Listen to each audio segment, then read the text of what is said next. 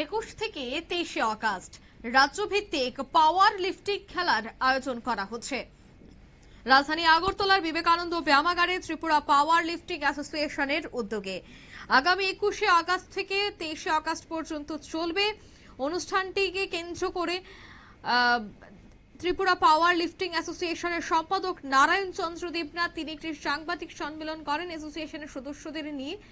সেই সাংবাদিক সম্মেলন থেকেই তুলে ধরা হয় 21 তারিখ থেকে 23 তারিখ পর্যন্ত অর্থাৎ দুদিন ব্যাপী দুঃখিত 3 দিন ব্যাপী যে অনুষ্ঠানটি হতে চলেছে সেই 3 দিন ব্যাপী অনুষ্ঠানটি কিভাবে চলবে এবং কিভাবে এই প্রতিযোগিতাটি অনুষ্ঠিত হবে কি বলছেন এই বিষয়ে ত্রিপুরা পাওয়ার লিফটিং অ্যাসোসিয়েশনের সম্পাদক নারায়ণ চন্দ্র দেবনাথ শোনাবো।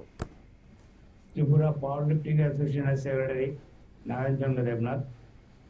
আজকে আমাদের যে মিটিং ত্রিপুরা স্টেট মিট নিয়ে পাওয়ার লিফটিং এর স্টেট মিট নিয়ে, তো আমাদের প্রেসিডেন্ট হলেন পিনাকি দাস চৌধুরী, এমএলএ কল্যাণপুর।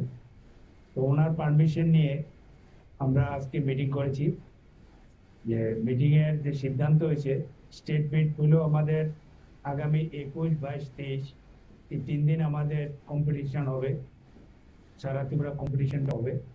তো সেই কম্পিটিশনে আমাদের যে 8টা ডিস্ট্রিক্ট আছে সবাই এখানে অংশগ্রহণ করবে।